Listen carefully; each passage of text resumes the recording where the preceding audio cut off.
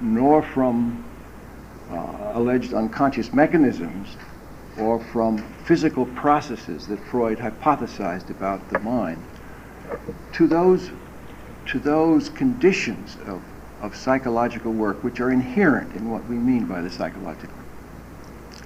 Now, I suggest to you that the psychological is the effort to be objective about the subjective. And the subjective, in turn, by the subjective is meant how we see things, our perspective, our way of looking at things. So the interview then becomes an occasion on which two perspectives encounter one another. That's the essential condition of the interview.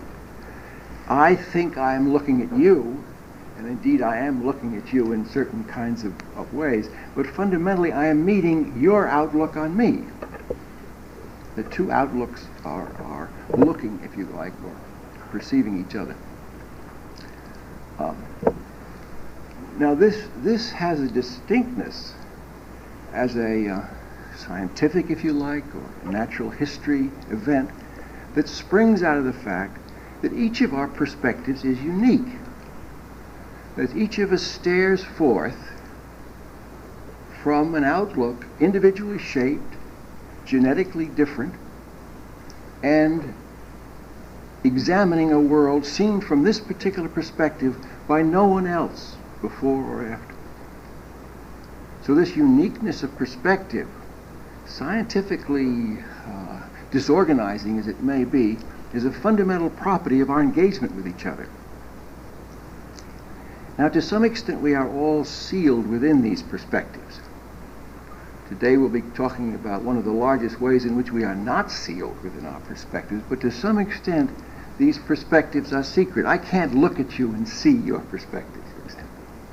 That's something it may take me years to understand fully, and which I will only partially understand even at the end of those years.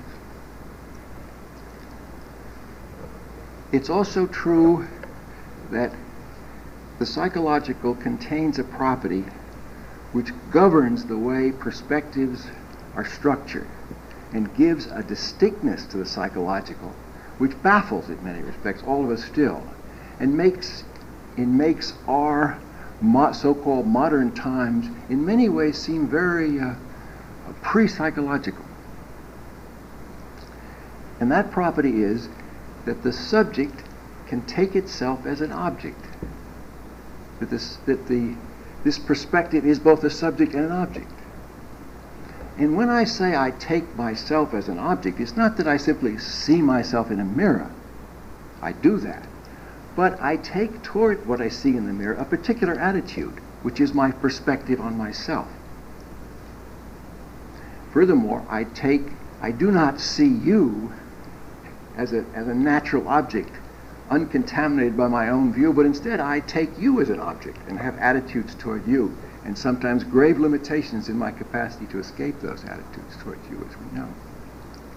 Now, there are many specific things which we will be touching on as these lectures go on that characterize taking something as an object, but just let me remind you that you take yourself as an object in relationship to conscience, for example. That is, you do not simply exist apart from certain attitudes toward your acts. And many of those attitudes toward your acts, your perspective on your acts, say, or your perspective on your thoughts, those we encapsulate with the notion of conscience or superego. So that when I take myself as an object, I may discover, to my horror, to my pain, and perhaps eventually to my liberation, that in fact I am not equal to myself. This object that I take, it is empowered by me, you might say, and rules my life. So we're able to ask a question like this, which is only a sampling, you might say, of the perspective of this perspective on perspectives. We are able to ask ourselves a question like, am I the equal of my conscience? Or do I have a conscience? But most of us do, and am I the equal of it? Can, in other words, I, who have generated this thing, the conscience, can I deal with it in a kind of direct, straightforward, and egalitarian way? Well, enough sampling of what I said the first time. But let me say that out of these reflections come certain principles of the interview. One of which, of course, is respect for the perspectives of others and respect for our own perspectives. For example, I cannot dictate to myself that I shall be neutral toward you, or that I should have unconditional positive regard toward you. I cannot do that. I can pretend I do that. But in fact, my perspective, when it's impinged upon by yours, generates all kinds of intense feelings and attitudes, which make neutrality maybe a goal in certain respects, but mostly a sham in terms of our actual capacity to relate to each other. So it's much better that we acknowledge these responses than that we pretend we don't have them. Because if we can acknowledge them, then we can do something rather like an out-of-body experience. We can then take a perspective on our own perspective and responses, which may in some cases approach neutrality. But the most important, in my opinion, the most important assumption that springs out of respect for perspectives is that health is assumed to be a feature of the patient in the absence of evidence of sickness. Rather than as prevails today, the patient is assumed to be sick and has to prove to be well. Now, I went on at great length last time about why the assumption of sickness is an invalid assumption. Our terms are too rubbery elastic. We have no measurements. We have literally no measurements. Furthermore, we know that all kinds of mental states are easy to simulate. Furthermore, we know we practice elaborate self-deception. Furthermore, we know that in reporting about ourselves, there are all kinds of paradoxes that indicate that what the person tells you about themselves may be the exact reverse of what they actually are. I mean, I have noticed, and perhaps you have too, that at least among my acquaintances, which may be indeed an eccentric bunch, that people who tell me they're generous are generally tight-fisted. And the people who call themselves tight-fisted, I can be counted on for the most part to be generous. So if the attitudes we take to ourselves are often reversed. The most humorous and sometimes tragic example, of course, is around this very popular term narcissism, where people will announce to you that they are not narcissistic, at which point you can be fairly sure they are. Right? And people, like many of ourselves, who accuse themselves constantly of being narcissistic, are for the most part probably not. But the fundamental reason to a person like myself, who comes in part from a medical background, for taking the assumption of health before sickness in the interview, is that we just simply cannot do what the doctors of the body do. We are simply unable to lay out the general groundwork of health in a routine, testable, repeatable way. As you know, a physical exam is largely an account of how well you are. And even if you're dead, a great deal of you goes on growing. And you're in the whole magnificent system, for example, of neurological examination, which locates sensory areas, reflexes, is essentially a map of the way in which the body is functioning. And even the sickest people are largely functioning well in it. So that what medicine does in relation to disease is to establish localized conditions. Now, there are exceptions, of course, but for the most part we speak of localized conditions. Now, I want to oppose that very sharply to what we're used to doing in psychology and psychiatry, which is we speak about diseases as if they envelop the whole person. We speak about people adjectively. They're schizophrenic or neurotic or psychotic. We don't talk about disease the way the real originators of the disease concept talk about it. And until we are able to establish the general foundations of psychological health, we're really in grave danger of misappropriating the concept of disease. And worst of all, rubbing it, smashing it over the whole person of the individual without really a clear sense of how much of that person is functioning very well. So the concentration on perspectives means that we assume that a person has developed their way of seeing out of their experience, out of their genetic endowment, out of their particular point of view, and that is fundamentally Maybe you think it's wrong-headed, maybe you don't think it's normal, but it is for them the way it has become necessary to see. And to call that pathological before it's very fully understood, and above all before the concept of the pathological is well understood, it seems to me, to invite all kinds of really deplorable abuses.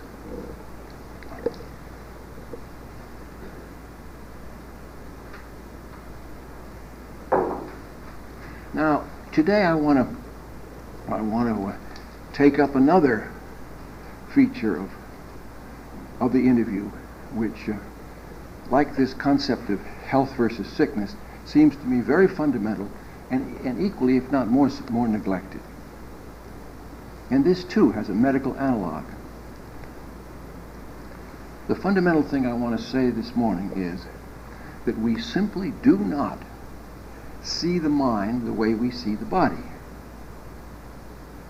And yet the mind is obviously, I say obviously, perhaps I shouldn't, but it seems to me obviously, the mind is the expression, if you like, of the body, is the body in action, is the body in reflection, is the nervous system in reflection and action and collection, integration. But we do not see the mind as having the same properties as the body, and yet it does, in this particular respect, that the mind is just as sensitive as the body.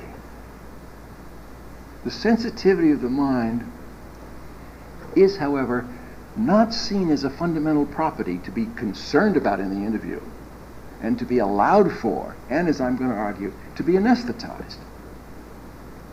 So my remarks today can be summarized as saying that today interviewing is still like pre-anesthetic surgery. And what I want to do is, after I develop that argument, I want to then present to you what the principal painkillers are psychologically. What can we do psychologically to ensure that when our perspective meets another perspective, we respect the painfulness of that encounter? Now, I don't need to remind you, or myself either, that the body is today approached gingerly. That was not true in pre-anesthetic surgery.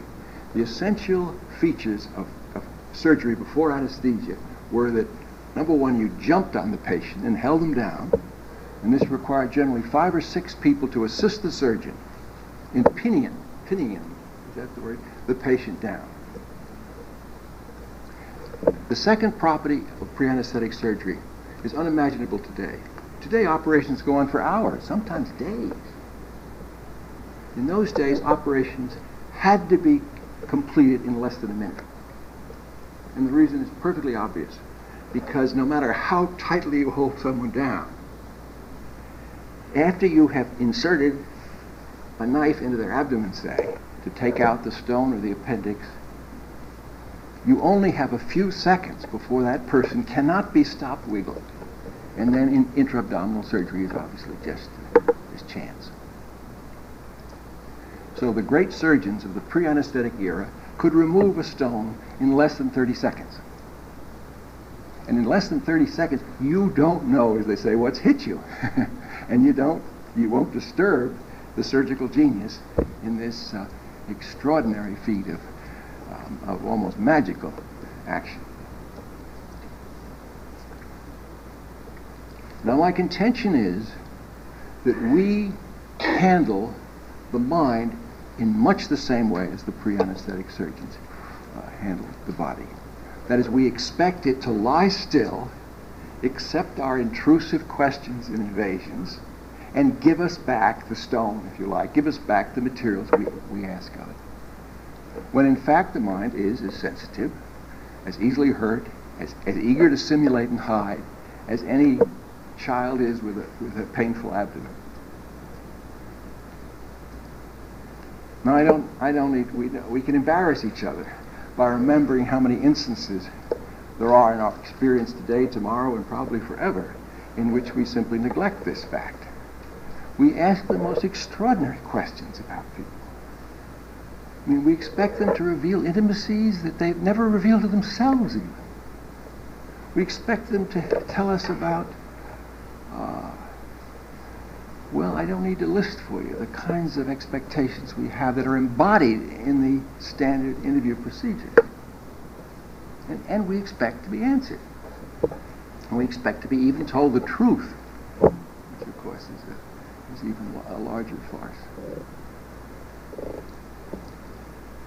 Now this issue, our expecting to be trusted, is today easier to talk about than it once was. Because fortunately the women's movement, the consumer movement, the understanding of the extraordinary abuse that different groups take from other groups has made us much less likely to trust people simply because they are licensed or have degrees or look respectable or wear uniforms or whatever. Thank God that time has passed. And that, of course, allowed the psychological doctor to throw the patient down. That is, you don't need to have attendants to hold the mind down, to operate on it. All you need to have is sufficient power and authority and enough obedience on the other side, so the person essentially lies down themselves and allows the procedure to go on. Furthermore, nothing is more common in interviewing than a principle that would get you out of the surgical operating room once and for all if you apply it as regularly as we do. That is, we don't sew people up. We leave their guts around on the interview room routinely. And particularly in hurried interviews, which are sometimes necessary for emergency reasons. And I don't mean this to apply to every circumstance. But in many instances where it is not necessary, we simply leave the person's memories, intimacies, relationships, hatreds, loves, envies, lying around the interview room without any effort to collect them, to soothe them, to put them back. And furthermore, we do something which is a famous joke about surgery. We leave our instruments in the abdomen. All our questions remain in the patient's mind, reverberating forever, wondering what it meant, how much disease it implied, how sick I was, how terrible that I should think this or have thought that or had that happened to me. Those instrumentations of our invasion are left in the person's mind, often forever.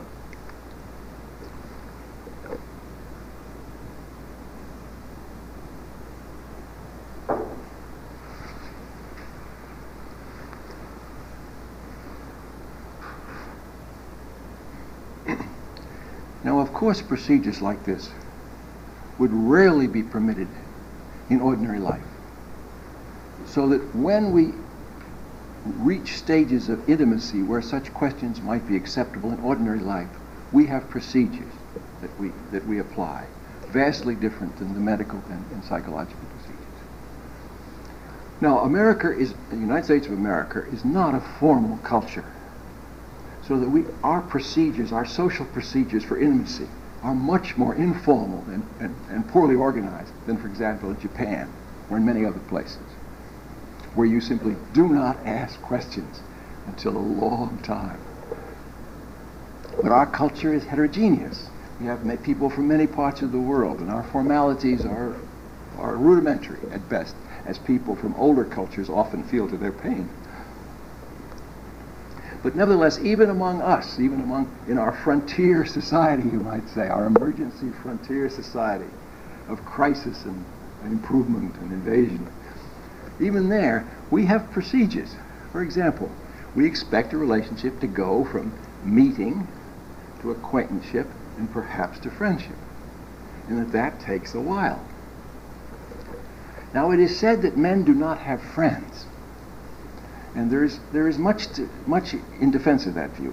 It's a common feminist criticism of men, and I think it's very wise in many cases. And conversely, it's also true that women are more likely to have friends. But before we celebrate the second and deplore the first, reflect on my experience in this one respect, that I have noticed that women do have many more friends than men, but that many of the friends of women are not friendly.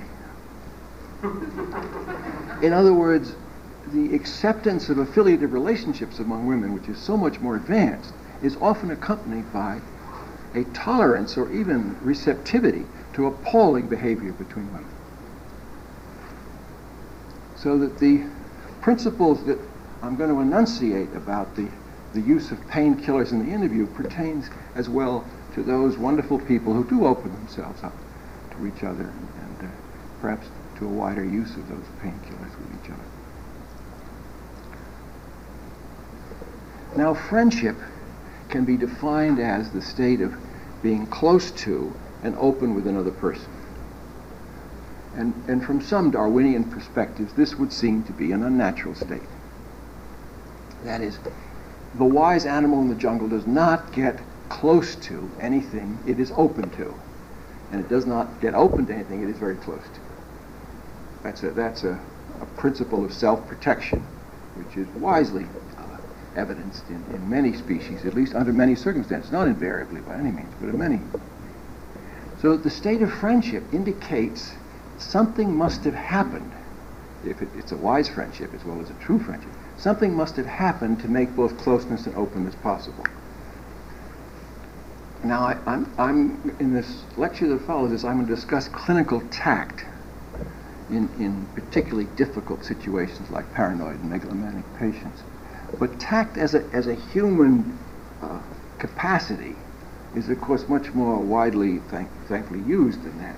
But tact is one thing that opens the way to friendship. Another is timing, which I already remarked upon. Patience, waiting to see and learn. But the third aspect of working wise and true friendship, I think, is what we can call a naturally occurring, a randomly occurring affinity of feeling, or affective attunement between two people, so that they understand each other very relatively automatically. You may recall that Freud distinguished intuition from empathy on the basis of the fact that in intuition, people understand each other automatically. I understand my friend. While empathy required a conscious effort to accept or to place oneself in the mind of another person. So that friendship generally depends upon an affective attunement between two people, which is equivalent, in my opinion, to saying that their perspectives are in some important respects overlapping. And we say that in an ordinary way. We say we understand each other, or we see it the same way, something of that kind. That's the announcement of a similarity of perspective.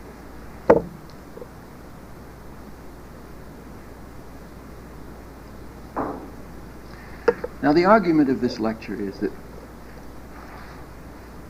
that this naturally occurring process of tact and timing and the search for or construction of an affinity of feelings, these are also the necessary conditions of the interview. That even though the interview, we can say, has been deconventionalized by both descriptive psychiatry and psychoanalysis, that is, it has been said we don't need this timing, this tact, this affinity. We will create a artificial, almost laboratory situation in which we can operate. That's been the claim, and that's a very interesting claim, and certainly in both descriptive psychiatry and psychoanalysis, extraordinary gains were made by using those procedures. But I would have us return to a more naturalistic view of the interview. Not because these other procedures are not interesting and useful, and they bring back, as the laboratory does, so to speak, certain useful things to us that may be used. But in the everyday interview, I believe we are much wiser to use our natural understanding of psychological matters to color, if not reform, the interview.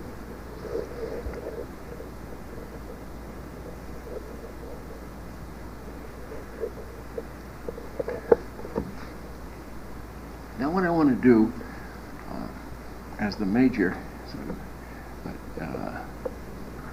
demonstration piece of these remarks is to suggest what I think are the painkillers that we have available. What are the psychological anesthetics, if you like, that enable us to operate in the interview. And of course, my contention is, like the remarks suggesting an analogy between friendship and psychotherapy, or friendship and interviewing. Whereas my purpose in this is to suggest that these have to be applied early and continuously if we are going to get reliable results, or have another interview, or produce someone who is in a companionate relationship to us on this psychotherapeutic trip. That's my argument. Otherwise, we will distort our preparation, if you like scientific language. As I said last time, one of the difficulties of the traditional ways of interviewing is that when you're searching for diseases and the patient knows you're searching for them, or when you're searching for unconscious processes and the patient knows that, inevitably patient and therapist are pitted against each other, because the therapist's job is to unmask either the disease or the unconscious process. And whether or not you want to resist or cooperate, you do so.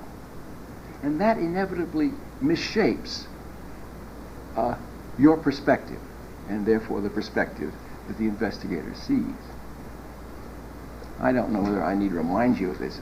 It seems everywhere obvious, at least in my recollections of being interviewed, being examined, being thought about by someone looking at me in the search for diseases, or looking at me for unconscious, hidden, and forbidden complexes. We can't help but either become too compliant, so we serve them up, as some patients do, inventing even wonderful states to be remedied, if only to, like throwing food to a lion to keep them at bay. Right? And this is a common procedure, and the extent of it is immeasurable. We can't know, because our method essentially obscures the recognition of it. Or, of course, what's equally common, we hide. We simulate it so they can't find us. So the principal scientific advantage of the use of the painkillers or anesthetics I'm suggesting is that they tend to reduce the extent to which patient and therapist are pitted against each other, and therefore distort whatever there is to find. There are also gains in terms of friendliness, cooperation, income perhaps, not a small matter these days, or any day. Now, many of you will immediately begin to say, there are two objections to this whole line of thought, which are, you might imagine, insurmountable. Now, let me try to surmount them. The first is, of course, that psychoanalysis has taught us about transference. Furthermore, psychoanalysis has taught us that unless we present a relatively anonymous, neutral, blank screen, now, of course, that's not so popular as it once was, but still it constitutes a formal requirement of analysis, even as practiced informally. Unless we do that, the transferences will not appear. That's a major claim. And if you read the literature, as I so often have, contrasting psychotherapy and psychoanalysis, you'll see that that's really very close to the heart of it. The opportunities for transference development are attenuated or absent in psychotherapy. Now let me say that I think that's simply dead wrong. And that having practiced analysis for many years myself and having practiced psychotherapy, I can assure you, if you have any doubt, that transference is a much hardier product than that.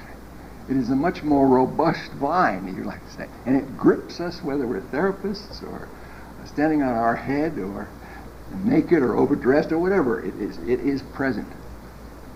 So that don't worry that by adapting a companionate stance in treatment that you will attenuate transference. You haven't got a chance.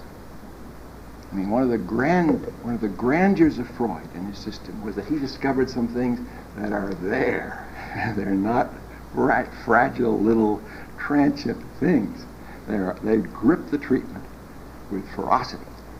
Now, one of the advantages of a relatively companionate anesthetic relationship with the patient is that we are in a better position to deal with the transference, which, in my opinion, in many analyses becomes so powerful and so overwhelming that simply it cannot be dealt with.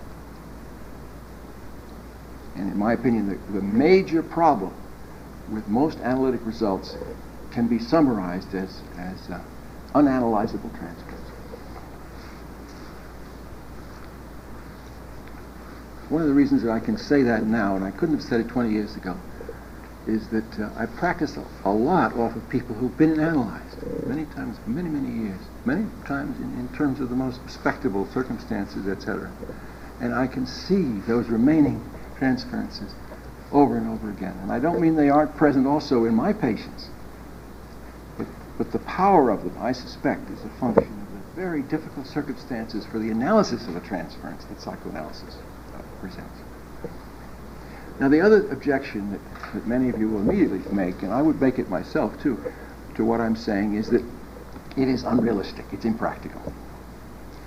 You know how we practice.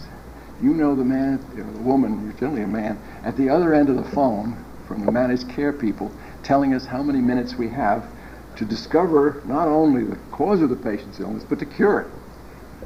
And this lunacy is everywhere, and there's no questioning its reality and its its power to affect us. And this sets extraordinary limits not only on any suggestions I make, but on all our work, of course. And I can only say that I have found that by attention to these matters, my task in the long run is shortened, because the distortions introduced by pre-anesthetic surgery are such as to make the information have to be refound and recorrected. And the chances of getting something which is more reliable and stands the test of time, I think, are greatly increased by such concerns. Furthermore, the other great problem that we face in practice is malpractice.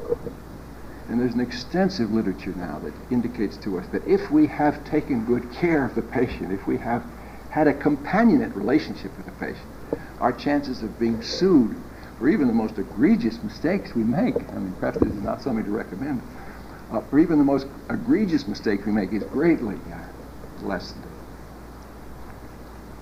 As Tom Gupta likes to say, after the patient has killed the family and themselves and most of the police in the town, go to the funerals.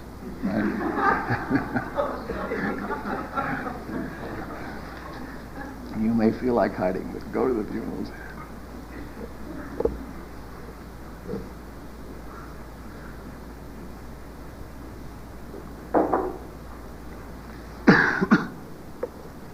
Now, the three anesthetics or painkillers that we have for rendering the interview a tolerable and procedure likely to produce relatively reliable results are, first of all, protection of self-esteem, thirdly, what I think we can call understanding, and thirdly, the generation of a future for the patient. Let me take each of those up at some length, Now, the protection of self-esteem is of course central to our work, but the difficulties of it have not been given enough attention. And there are three ways we protect self-esteem, and each of them tends to be, in my experience, overlooked or underemphasized. The first is, it's a good idea not to insult people. Now that would seem like a simple-minded idea, but it is impossible. It is impossible not to insult people. There are many reasons for this. Beside our, Proust says somewhere that the peculiar optics of social perception means that we are always able to see ourselves as better than other people. Now, some of us do reverse that and see ourselves always as worse than other people, but in either case, there's this profound distortion that occurs. And that allows us to say things to people that in retrospect seem appalling. Furthermore, our language is an instrument of torture. I mean, the great Ernst Cassirer loved to say, language does our thinking for us. And God knows it does our talking for us. And the women's movement has made it perfectly clear that our language is replete with expressions that insult women. It's almost impossible to talk without insulting women because it's so deeply built into our cultural valuation of women and into the language. I have no doubt that in the course of this, half hour babbling on before your patient faces, I have said despicable things about all kinds of groups of people, probably especially women, that would identify me beyond a shadow of a doubt as a male sexist pig or whatever. I have no doubt that happens. Our colleague Charlie Pinderhughes is now at the VA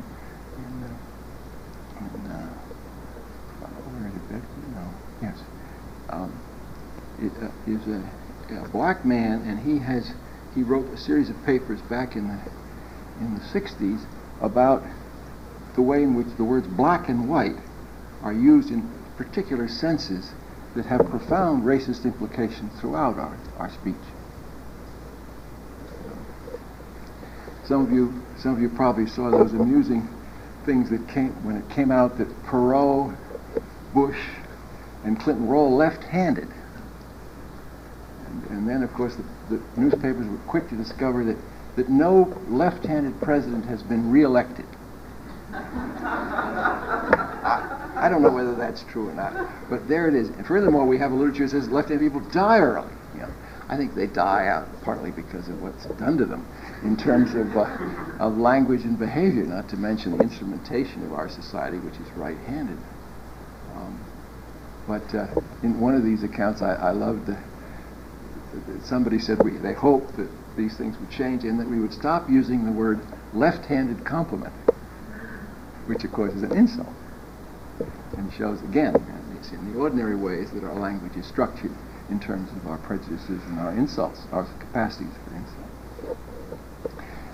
But these remarks seem to me in some ways ludicrous when put beside the instruments of insult that our professions have developed.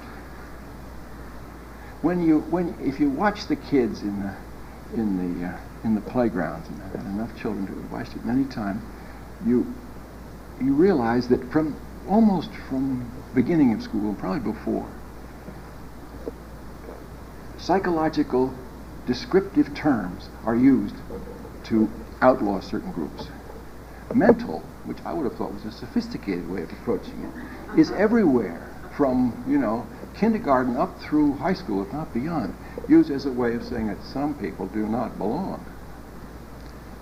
And I even heard, and now paranoid has come in very heavily into everyday speech among children, and I have no doubt soon that schizzy is already well known, but I can promise you that manic depressive, since it has possessed all our diagnoses, will soon possess all our playgrounds as a way of excluding young people from the in-group. Well, I don't need to remind you anymore about how our language acts pejoratively diagnostically. Now, the second part of this pain-killing process, beside doing something about our language and our attitudes, of course, turns on the kinds of feelings we have about people quite apart from our language. The smallness, for example, in men particularly, is a source of extraordinary insult in our communities. Fatness, for example, has now been wedded to longevity and medical considerations to make it almost worse than smoking. So this moralistic tinge which comes into everything, because as who was it that said that? Oh, Conrad. It was Conrad, Dr. Green, who said that is it in the Secret Agent? He says that the rulers of tomorrow will be doctors, and they will decide what is right and what is wrong. Well, we see that already happening. But you must not smoke. It is a moral fervor that it astonishes me. When a short time ago, if you weren't smoking, you were regarded with equal contempt. Right? The way in which these attitudes are taken over.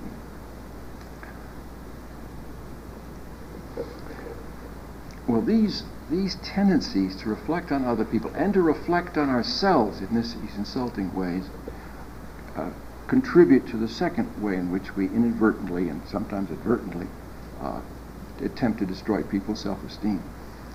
And that is, we fall for what people say about themselves.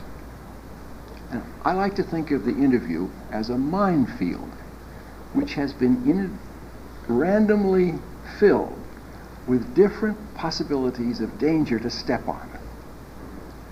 And I like as much as I can during an interview to do nothing more than to avoid stepping on certain kinds of bombs. Right? Now, the psychologically deaf will not hear the detonations. They will not notice that the patient's face fell. when you took them up on something and colluded in some self-depreciatory comment. They will not notice that. But if we train ourselves in this business of psychological anesthesia, we will see that the whole interview with many patients is one opportunity after another to insult them. That they are saying things about themselves which are our pleasure in discovering. They announce some ghastly complex or some terrible thing they think about themselves, and we beam, since we now have one more thing to put down about them, right? This goes on all the time. And where the unsophisticated things don't occur, the sophisticated ones do. And listen in the interview. I argue, if you're going to do anesthetic interviewing, listen in the interview for the ways in which we are being tempted to put someone down. And many of our best citizens are people who present their worst foot forward, so to speak, as a way of beating you to it sometimes, but also as a way of not being proud, not being overweening. Perhaps they've lived with people that are extraordinarily proud and overweening, and they want nothing to do with it. And so they put themselves forward in this demeaning way. And if you mean to protect people's self-esteem, there's no better thing you can do than be sure that you're, by facial expression, by your remarks, by anything, that you're not playing into a long history of self-depreciation. Now, the third part of anesthetic interviewing, which falls under this heading of protection of self-esteem, is the one that in many ways it's hardest to recommend to people because it goes against, most heavily against, at least what my training and many other people's training has been. One of the best protections for people's self-esteem that you could ever have is to find out things about them that you genuinely admire and say so. Sometimes when I say that, I'm waiting for a scream or a cry maybe from the Institute that would tell us that we must not do that. Because it is true, you can announce to people the most deplorable things about themselves, all under the rubric of interpretation or diagnosis. But if you say something nice to someone, you're regarded as having fallen into sort of the deadly sins. Now, there is nothing in general medicine that supports this view. One of the reasons that orthopedic surgeons are such lovely people to know and safe people to go to is that they radiate a kind of confidence in their ability to remedy your health or to recognize your good health if it's there. So a few minutes spent in the company of an orthopedic surgeon is probably worth about, 250 milligrams of imipramine or something at least that elevates the spirits. And a good internist too does the same thing. You may have some awful thing going on inside you, but he's able by his examination and his attitude to see what is robust about you as well. And the good doctor leaves you feeling that even if you got trouble, there's a lot of you fighting for the rest of it. But that is not something that our profession does as a routine. And it's one of the reasons why, from a social point of view, in my opinion, from a social point of view, our status is somewhat like undertakers. If you go to a cocktail party and someone says, "Hi, I'm an undertaker," by the way, they never do.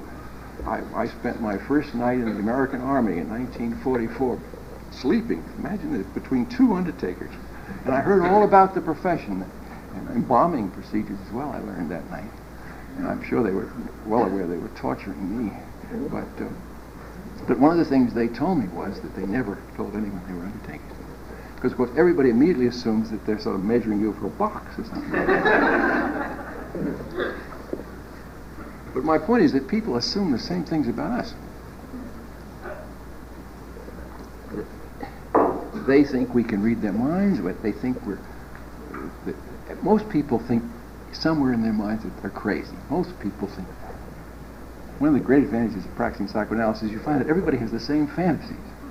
I mean, seriously, I discussed that once with Charles Brenner, who was an old man, older than I am, perhaps the dean of psychoanalysts in New York, and he told me he had concluded the same thing. Everybody has the same fantasies, and everybody has the same feelings. So, but one of our fantasies is that of course we're crazy, and in a sense we're probably right. I mean, there is the word crazy doesn't mean very much, but there's something in us, thank God, that is not trammeled, is not conventional. It might be thought of by some people as very crazy.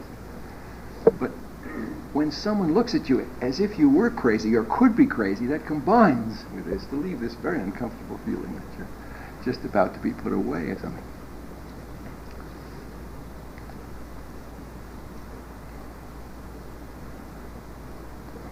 So admiration. Not on the basis of conning people, not on the basis of some sickly kind of pasting over things, but on the basis of what you genuinely sense about someone, what you know is true about them. Again, it's very much like the physical examination, because you know an awful lot of the thing is working beautifully, and celebrate it, enjoy it. You know, but the person feels that they're not this scruffy thing they may have thought they were. Well, now the second element of psychological pain killing concerns understanding. Now by that I mean the capacity to grasp something about a person's perspective and accept it, to take it in. There are many descriptions of this. One of the great ones is the physician's account of his work in the Scarlet Letter by Hawthorne. Marvelous thing. Of course, there it is used as a way of getting at somebody and probably destroying them. But one of the ways that I've always tried to introduce anesthetic interviewing to young people and to contrast it with most of our interviewing also turns around this business of understanding. I'm sure I've bored some of you with this many times before, but let me go swiftly through it again. I used to tell the medical students before they went on the wards that they should realize that all the procedures they've used in talking to people up to this point will not work. They'll make it worse. So they must learn something new. And the procedure that I recommend, I used to introduce them this way. I say that you are a medical student and you're living in a Harvard Medical School dormitory, and your mother is dying in Cleveland. And forgive me if you've heard this many times from me. And your mother is dying in Cleveland, but you're a poor medical student, which is an easy thing to identify with nowadays. And you don't have any money, but you have to get a taxi to Logan. And your roommate is rich, but unfortunately your rich roommate has just gotten out of bed and bumped his toe against a table or a chair by the bed, and so that in that case, what happens immediately is really a tiny paranoid psychosis. You know, if you bumped your any part of your body, but the toe or finger against something, you know, instantly makes you in pain and angry, and the anger is directed at whatever you bumped your toe against, and that's a paranoid mechanism. Furthermore, when you're acutely in that state, your ego boundaries diminish, and you think people know about it. So you feel very exposed. You're angry and pain and exposed. Now, if you want to get money out of somebody, under those circumstances, you really have to understand anesthetic interviewing. I mean, quite literally, you have to, because both the means I'm going to suggest for an understanding interview rapidly diminish both the pain and the anger. And that's the test of an anesthetic. It has to work fast. You know that awful moment just before the dentist reaches for his drill, when you're wondering, goddamn Novocaine was put in the right tooth, you know. And so you want the thing to work quickly. You want to know, and you know by the absence of pain. Well, there are two things you don't do, and there are two things you do. The two things you don't do in order to get your money is, one, do not stand in front of the patient. Because anything that is in front is like the chair or the desk. It's stimulus generalization, or what the analysts call transference, means that you are identified with the offending object. Sullivan discovered this in terms of dealing with paranoid psychosis. So he said, stand to one side. In other words, do not be looked at, because the projective process then reaches you and contaminates you. And the second thing is And again, it contravenes all the things you're told medically. Do not ask the patient what the matter is. Because if you ask someone with an acute paranoid reaction like that what the matter is, number one, they think you know. And second of all, they're ashamed of it. So they don't want to talk about it. So if you stand in front of them and ask them questions, you increase their pain. Just as the pre-anesthetic surgeon did with their crude procedures. Now, you diminish the pain by, first of all, standing to one side, so you're facing the enemy with them, against the enemy. You are on the patient's side, as we say. And the second things you do are the specific painkillers for pain and anger. Anger is a painful thing, and the pain itself is by definition painful. You can diminish anger almost instantly by kicking the chair for the patient or for your roommate. Because that expresses the rage that they have toward the object, which they're afraid to express by kicking it again and hurting their toe again. Some people are so, angry that they will kick it again and develop a pattern. So if you will kick the block, right, you will diminish their pain. You don't believe it.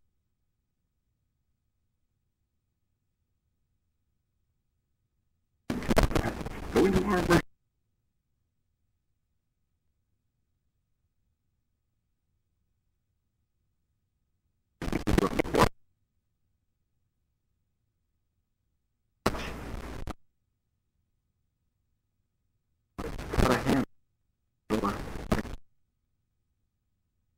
Paranoid reaction.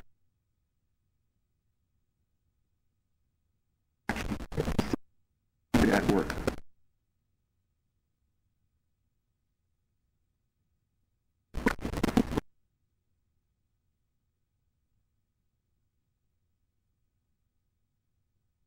And the other thing is